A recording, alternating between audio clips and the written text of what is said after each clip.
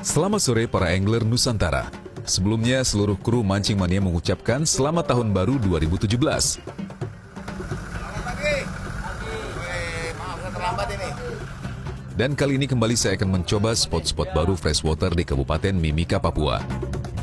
Sepertinya saya belumlah terlambat untuk bisa berangkat bersama teman-teman angler dari Timika ini. Tolong.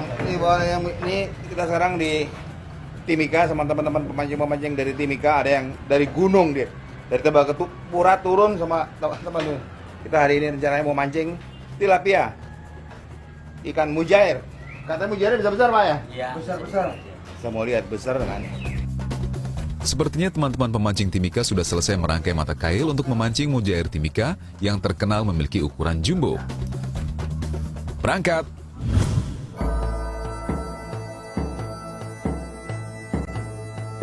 Untuk menuju spot kali ini, kami harus melewati beberapa zona yang dianggap merah oleh aparat keamanan karena pernah terjadi beberapa kali insiden kejahatan. Maka dari itu, mobil anti peluru menjadi kendaraan wajib untuk mengantisipasi hal-hal yang tak diinginkan, karena terkadang pelaku kriminal di sini menggunakan senjata api. Selain itu, tentu ada beberapa petugas keamanan yang tentu kami ikut sertakan dalam kegiatan kali ini. Mantap!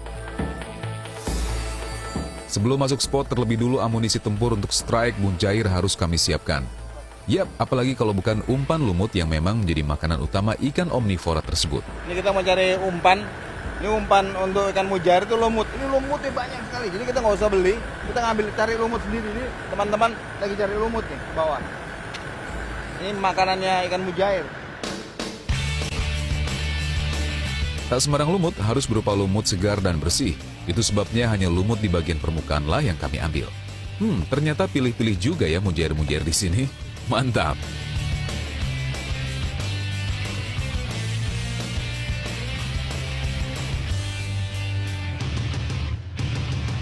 Jadi kita perlu lumut banyak karena pemancingnya banyak nih. Dia lumutnya juga mengambilnya nggak sembarang ngambil. Jadi yang di atas permukaan aja, yang di bawahnya kotoran nggak diambil.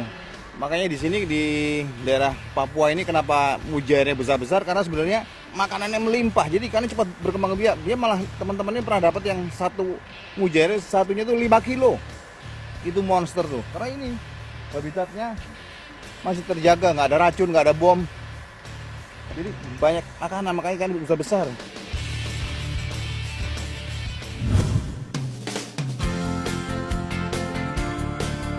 Amunisi sudah lengkap dan perjalanan menuju spot kami lanjutkan dengan jalan kaki. Menurut teman-teman di sini, spot mujair kali ini cukup tersembunyi. Setidaknya perlu waktu lebih dari 1 jam jalan kaki untuk bisa sampai spot. Ini susahnya kita mau mancing ke arah sungai ini, kita jalan di atas lumpur. Tentunya bukan trek yang mudah untuk dilalui. Ya, kami harus melewati beratnya jalur lahan gambut bekas jalan para pencari kayu.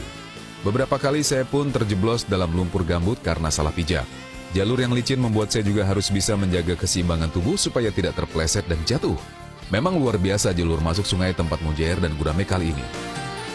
Tapi jika mendengar cerita teman-teman di sini soal ukuran ikan yang jumbo-jumbo, tentu jalur gambut ini bukan halangan yang berarti. Mantap! Ini kita jalan di rawa-rawa nih, kita jalan di. Berhasil landed di tangan dingin Galingging.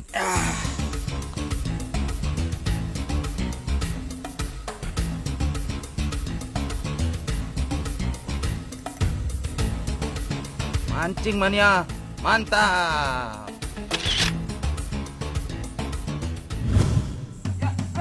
Tak jauh dari lokasi Galingging, Denny juga tengah asik bertarung menundukkan perlawanan ikan. Dan lagi seekor gurame berhasil landed dengan teknik dasaran. Mancing Mania, mantap. Nih, giant gurame nih. Giant gurame. Ini sebenarnya ini ikan natif nih. Memang ikan asli dari Asia Tenggara nih ya. Ini mulai dari India, Thailand. Di Indonesia penyebarannya nih terutama di Jawa Barat ya. Daerah Ciamis, Galunggung. Kalau di Ciamis mereka bilang katanya ini ikan soang karena ini masih kecil. Kalau mamanya dia di jantan nih, kalau mamanya dia besar dia ada punuknya di sini nih. Jadi kayak soang. Ini sebenarnya ikan untuk dikonsumsi, jadi nggak kita rilis. Dia juga termasuk salah satu ikan yang bisa bernapas di udara terbuka karena dia punya labirin dia. Jadi makanya ikan gurame itu kadang-kadang dia suka muncul ke atas, ambil udara, turun lagi, makanya mancingnya kadang-kadang mesti sembunyi-sembunyi karena dia suka timbul ngelihat.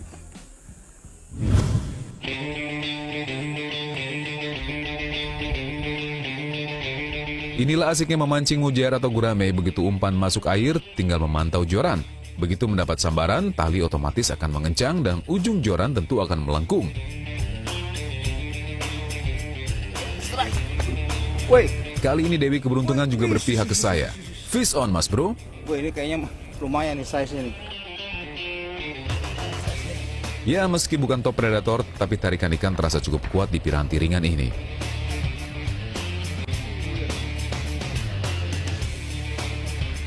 Rupanya seekor mujair dengan ukuran yang tak mengecewakan berhasil saya paksa menyerah.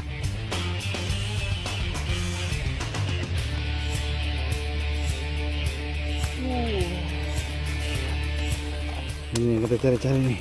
Ya, Oreochromis mosambicus sebenarnya bukan ikan asli Indonesia. Lebih terkenal dengan nama mujair ikan target kali ini, namanya diambil dari nama penemunya di perairan Blitar tahun 1939 silam. Ini lumayan size-nya. Ini mungkin ada 1,2 ya? Ada. Ya, 1 kilo lebih nih. Secara ukuran mujair di sini memang lebih besar dari ukuran ikan sejenis pada umumnya. Tentu limpahan makanan dan habitat yang jarang terjamah membuat ikan konsumsi satu ini bisa tumbuh maksimal. Oh, 1 kilo. Ini dia. Ini dia ikan mujair ini. Ini termasuk ikan favorit di Indonesia, ikan favorit untuk konsumsi. Ini ikan termasuk yang cepat beradaptasi dia mau hidup di mana aja, dan dia toleransi sama sanitasi air asin cepat. Jadi kalau main air payo pun dia bisa hidup dia. Makannya di sini gemuk karena memang di sini banyak lumut-lumut banyak. Nih, mantap ini. Mancing mania memang mantap.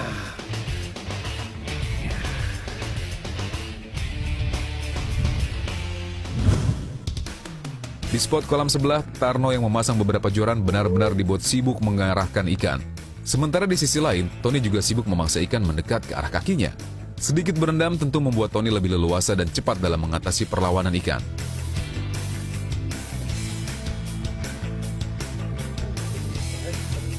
Akhirnya, Tarno berhasil memenangi pertarungan melawan ikan yang di beberapa negara dianggap invasif ini. Disusul Tony dengan ukuran mujair yang sedikit lebih kecil dibandingkan perolehan Tarno. Mancing mania mantap. Tak mau ketinggalan, spot incaran Afui pun menunjukkan hasil. Kembali seekor mujair berukuran 2 telapak tangan berhasil landed. Ikan ini juga memiliki adaptasi cukup kuat. Terbukti di sungai yang terpengaruh pasang surut air laut ini, mereka bisa berkembang biak dengan baik. Mantap. Mancing mania mantap. Tak hanya ikan saja yang saat ini mulai melimpah di Timika, udang adalah salah satu hasil tangkapan nelayan yang sudah mulai menunjukkan hasil semenjak peraturan baru tentang kelautan diterapkan. Di Timika nih, di pinggir-pinggir ini ada kapal-kapal ikan sama ada kapal udang. Ini sebenarnya kapal-kapal yang karena ada kebijakan moratorium, mereka ini kapal-kapal ini lagi ngurus izin baru. Jadi sekarang itu tidak ada kru ABK asing, tidak ada. Jadi semuanya mau di krunya Indonesia. Jadi sekarang kapal-kapal ini semua tidak boleh jalan, mesti ngikuti aturan baru di Indonesia. Ada kapal udang satu juga ditangkap di sana yang putih itu, kapal udang lagi ditangkap di sana.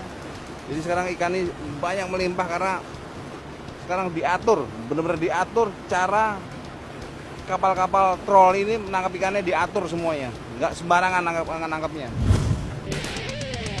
Kekayaan pesisir Timika khususnya di wilayah Muara bahkan mampu mengundang nelayan-nelayan dari tanah Jawa untuk mengadu peruntungan di sini.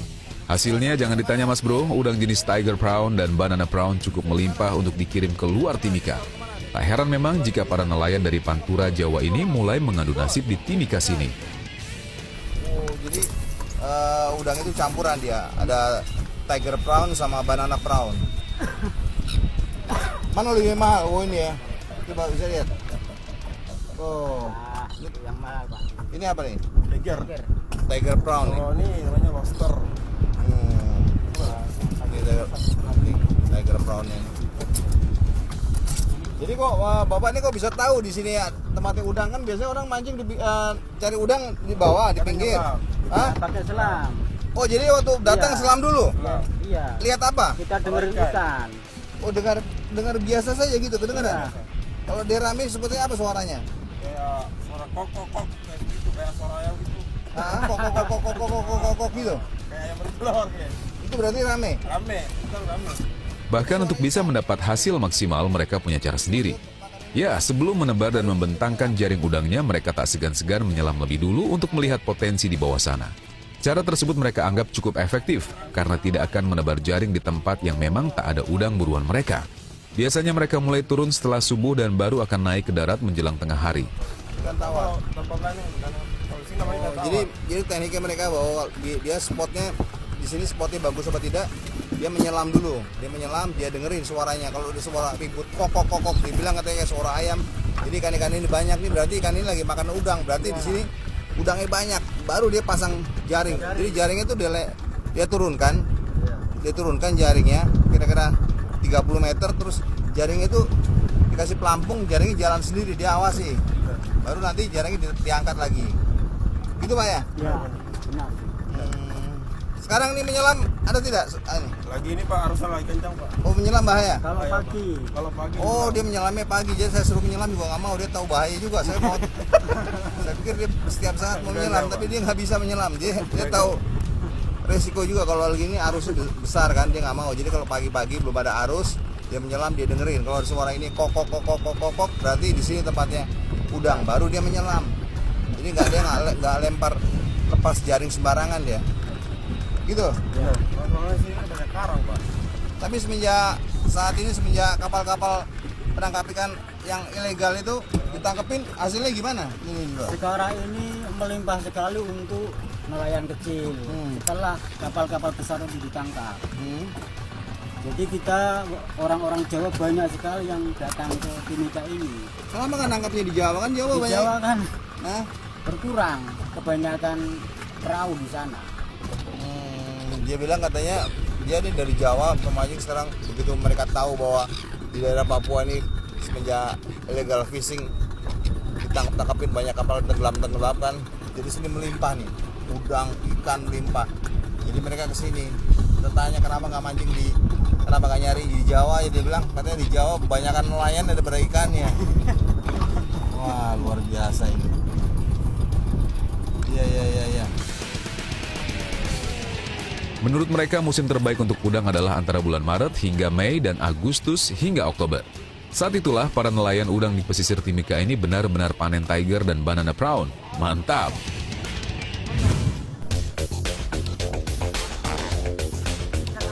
Tak cukup sampai di nelayan saja Mas Bro, saya masih penasaran dengan hasil di tingkat pengepul.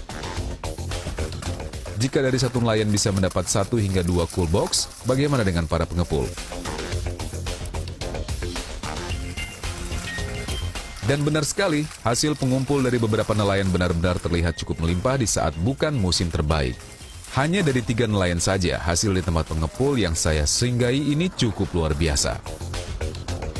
Ukuran udang jenis tiger prawn pun cukup menjanjikan. Tak heran jika untuk 1 kilogram dibanderol seharga Rp150.000. Dengan ukuran yang lumayan besar, untuk 1 kilo tiger prawn bisa berisi 3 hingga 4 ekor. Sedangkan untuk banana prawn bisa 8-10 ekor dengan harga Rp70.000 per kilogramnya. Benar-benar mantap! Luar biasa sekali, ini udah melimpah nih, mulai di pesisir ini pantai udah melimpah nih. Cuma masalahnya sekarang nih, gimana mereka bawa dari daerah, dari pesisir, bawa ke Timikanya, itu yang menjadi kendala sekarang nih. Mana belum ada produksi es lagi di pedalaman. Cuma di Timika aja yang ada es, di daerah sana belum ada es.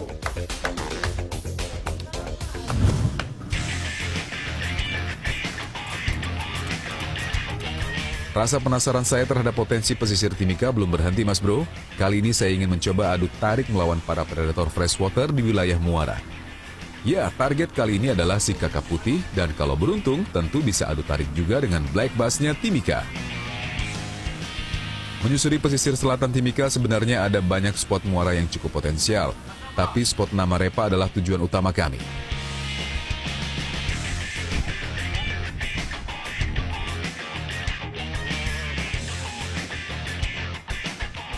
Nih jadi kita casting pakai umpan ini, dia lidahnya nggak terlalu besar, dia masuk menyelam kira-kira 1 sampai 2 meter.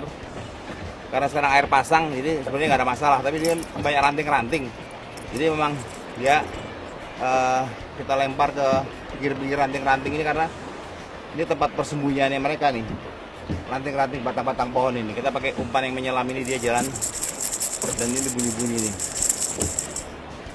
Jadi kita lempar, tarik terus.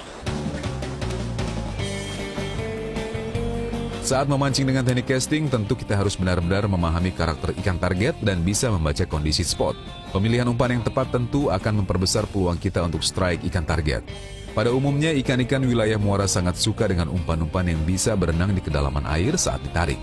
Gelombang getaran umpan juga sangat berpengaruh, karena salah satu indera berburu ikan predator adalah dengan mencari getaran.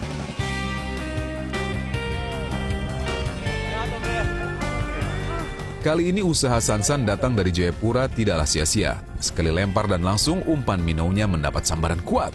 Fish on! Dengan piranti yang cukup memadai dan spot yang cukup bersih, tentu tak ada peluang buat ikan untuk melepaskan diri. Sepertinya ikan juga tak mau menyerah begitu saja. Sansan pun dibuat sedikit kewalahan. Dan akhirnya seekor baramundi dengan ukuran lumayan besar berhasil menyerah. Mantap mas bro.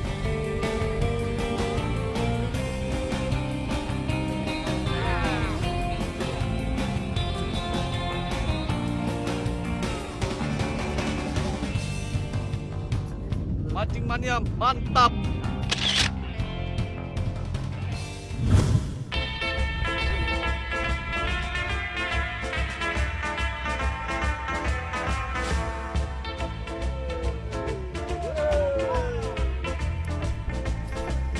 Banyaknya sarang ikan dari batang kayu membuat kami juga banyak pilihan spot untuk melempar umpan casting. Dewi keberuntungan sepertinya kembali menghampiri Afuy. Lemparannya di spot batang kayu juga langsung mengusik ketenangan sang predator. Lengkungan ujung joran juga pertanda bukan ikan kecil yang melahap umpan tiruan milik Afuy. Sisik putih dan bentuk tubuh yang panjang menjadi tanda seekor kakap putih akan kembali landed. Luar biasa memang potensi spot pilihan Afuy kali ini. Pancing mania, mantap.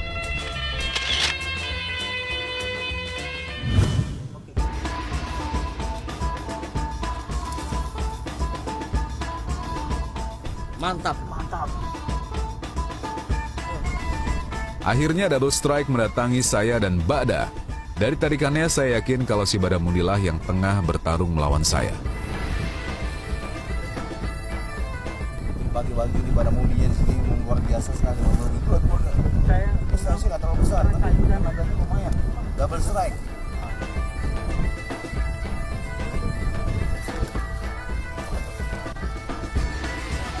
Sementara Bada masih bertarung, saya sudah berhasil lebih dulu menaikkan ikan.